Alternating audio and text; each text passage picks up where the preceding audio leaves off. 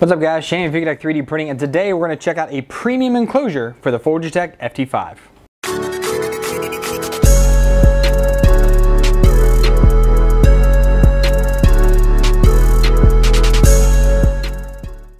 Welcome back guys. So this is a little bit different than what videos I normally do, because normally I have a smaller product to show you guys, but today it's a big one. I've had my Fugatech FT5 now for nearly 2 years, just a few more months it'll be 2 years.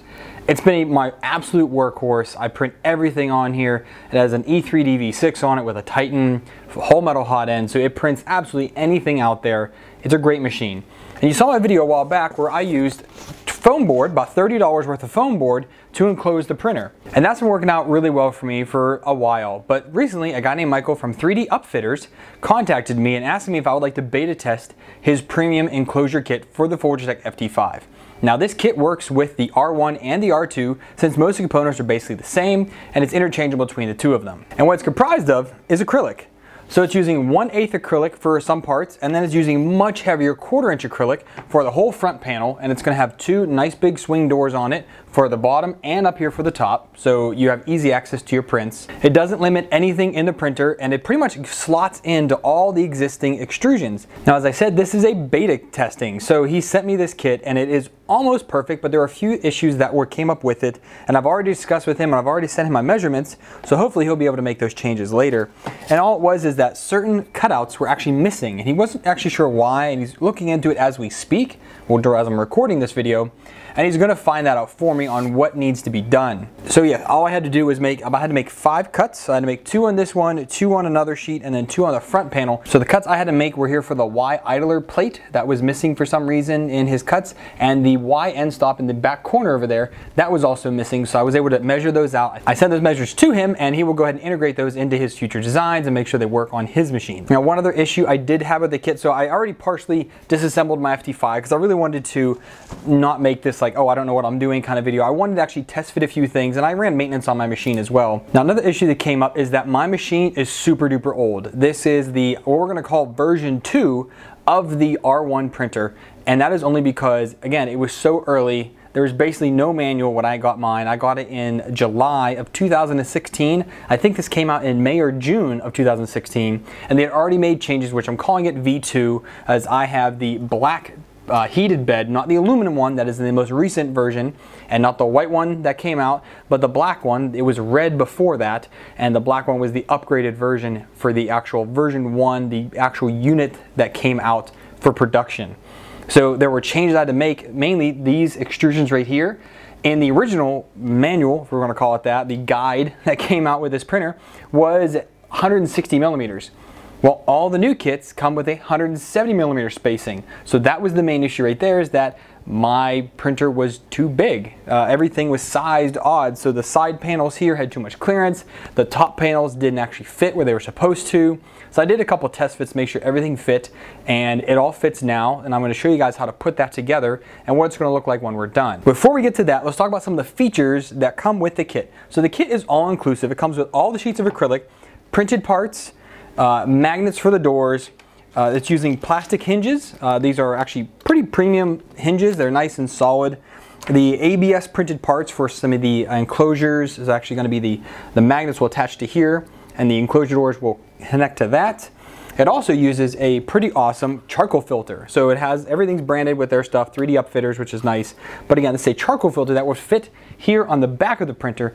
And what comes with that, whoa, is a fan.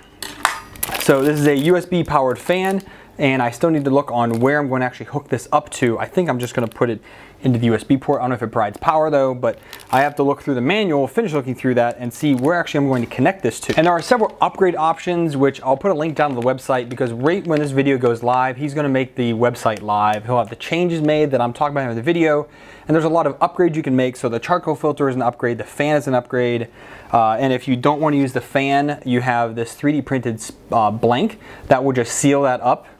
And I would actually say that the print quality, this is 3D printed part, very good. I was very surprised about it. It's all in ABS. The 3D print quality for the enclosures that's going to hold the magnets, this was also good. And this spool was decent. It's not the best, but again, it's just a blank spacer. It doesn't need to be anything special. It has no value except to close up the hole. Now you can actually get, I think it's a 3D printed and ABS knobs.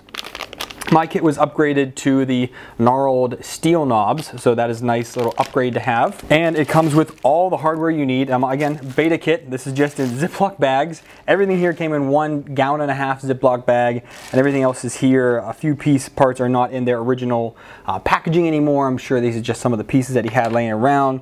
And then here are actually where the magnetic pieces that will attach to the top of the doors will go on to. And again, the doors, everything that you're actually going to be moving is 1/4 inch acrylic. Everything else around it is 1/8 inch acrylic. And that is just to cut down on the cost, because if you built this entire thing in 1/4 inch acrylic, it would probably cost about as much as the printer does, because 1/4 inch acrylic is super expensive, especially to have it all laser cut to size and the tolerances that go into that. And also the kit, you get some paperwork here. So it's going to tell you this is all the enclosure part kit, and then this is the fan and filter part kit. They go through and check everything that is there. The only note on mine, it was plastic knobs. It was upgraded to steel knobs. And some of the other upgrades that there is a filament holder and whatnot. I think I'm actually going to be using the filament holder that I have here for my reverse Bowden tube. As you can see, here it is. I had to take it out just because I was messing with the printer.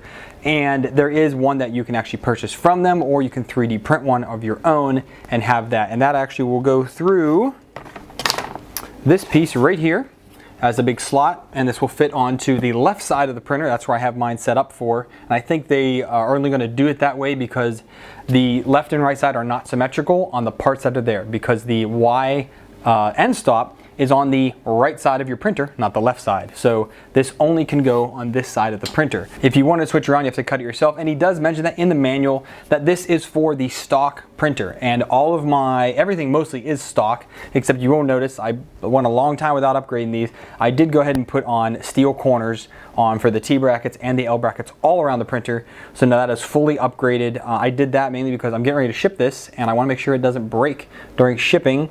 And I'm going to a high humidity climate, and that is another reason why I do replace the melamine with some steel corners. Again, the new R2 printer comes with the ACM brackets, which is a metal composite, much more rigid than the melamine, but it is what it is. Depends on which version you have, but either way, this kit works for both. Okay, so now let's talk about getting this thing actually built. So he walks through several different ways to go ahead and install this, and the main thing is just to remove one side of the corner brackets, slide it all in, and then put the corner brackets back on.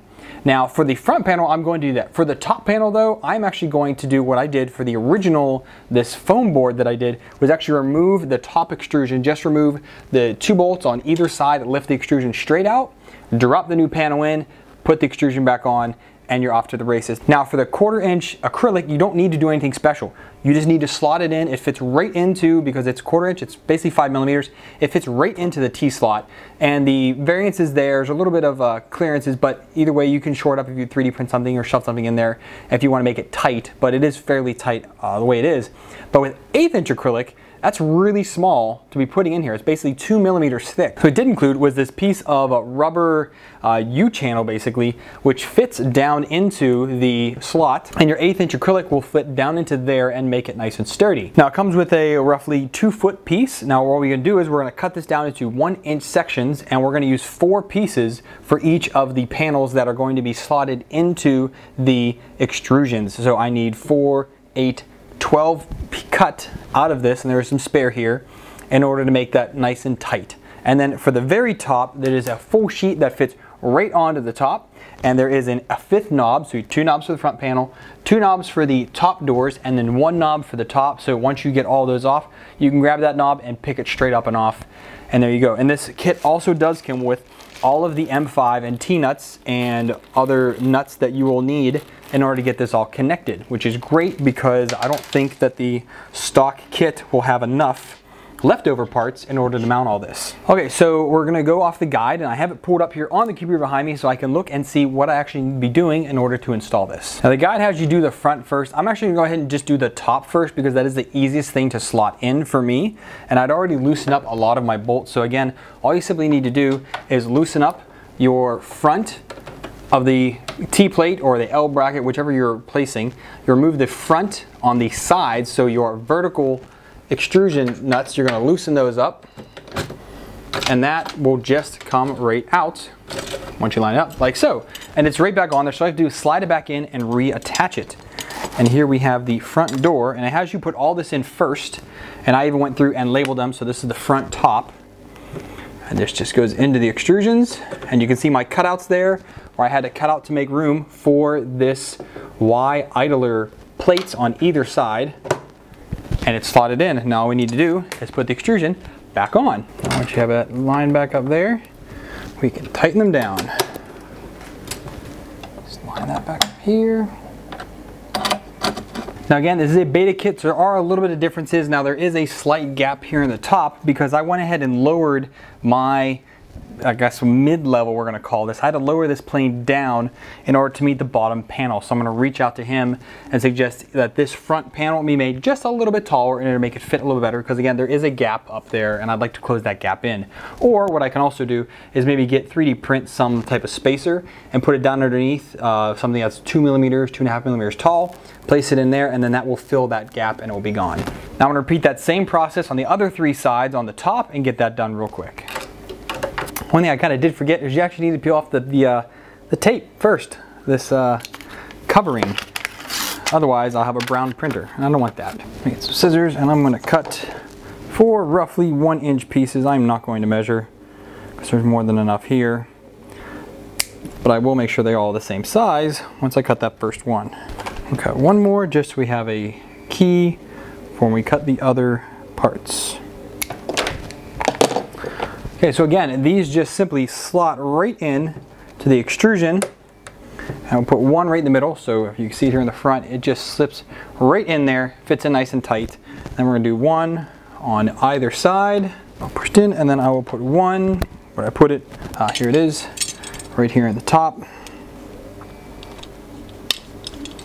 And that way, this now has somewhere to slide into and be nice and tight. And he did tell me in the chat that he was only using one just because it ended up that was tight enough for him, which just was one on the top and the bottom.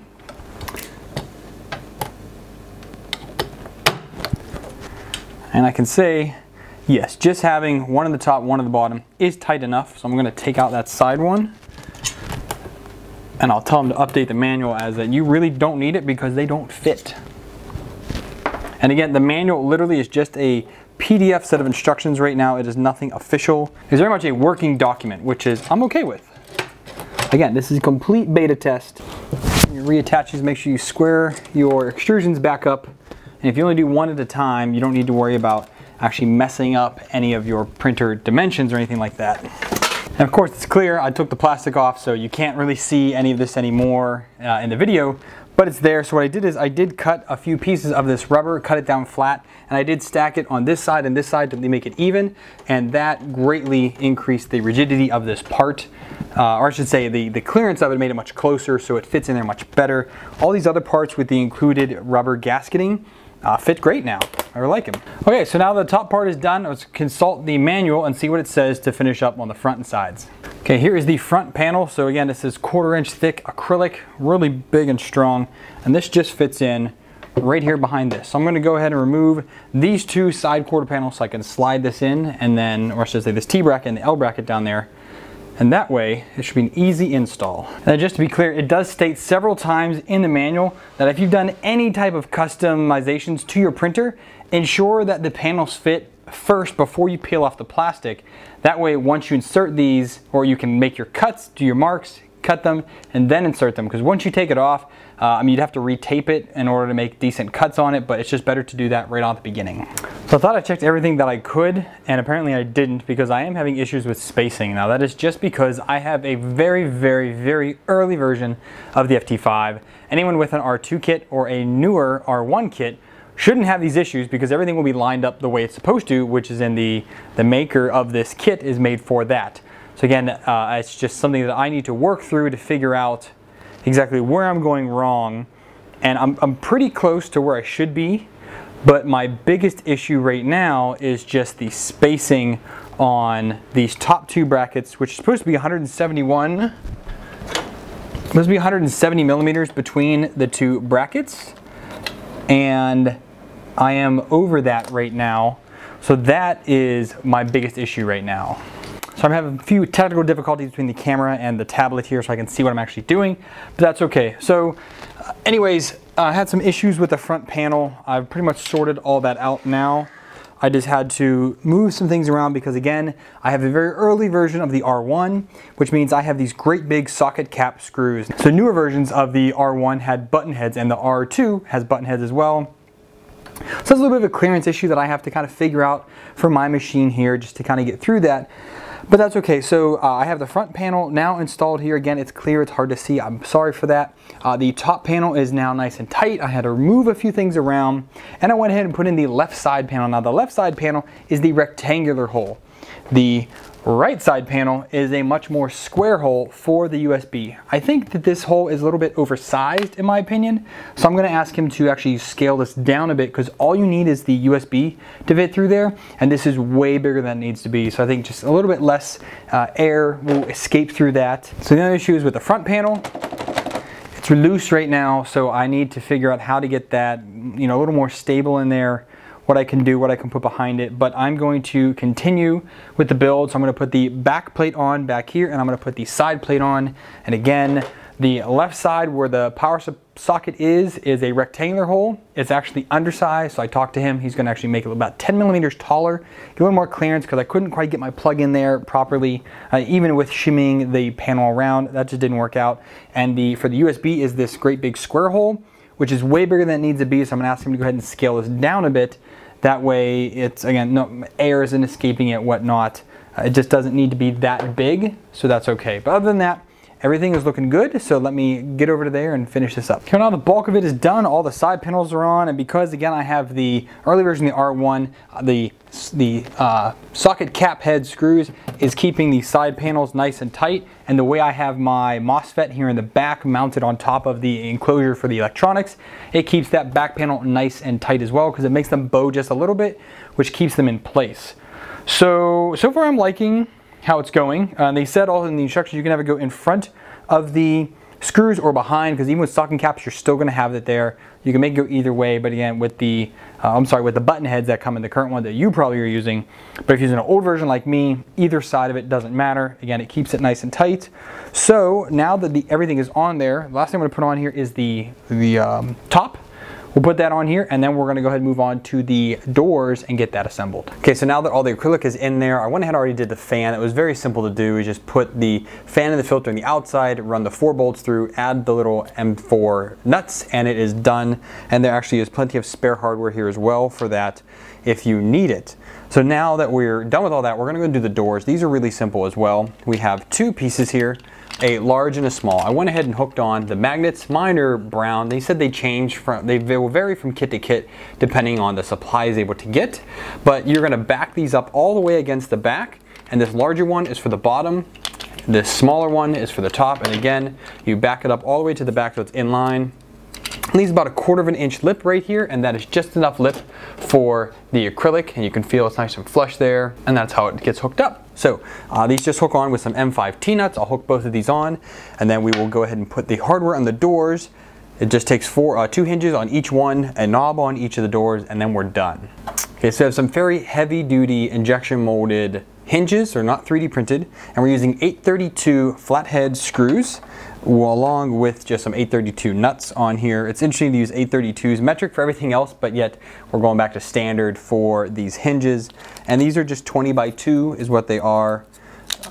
Hinges with a metal hinge on the inside of there. And then also we have here are the metal pieces that are going to go on the top of the doors. And this is what the magnet will actually connect to. Now inside of here, there is a sticky back. So this will actually stick onto the acrylic first, and then this metal thing, it says push, will then sandwich down onto the door, giving it a nice tight edge. And these go like this, and this will then go up onto here. And again, that just makes it nice and tight so that it doesn't have to worry about moving. And then the foam is just so that it doesn't scratch anything, and it gives, again, a little bit of padding to make it nice and firm.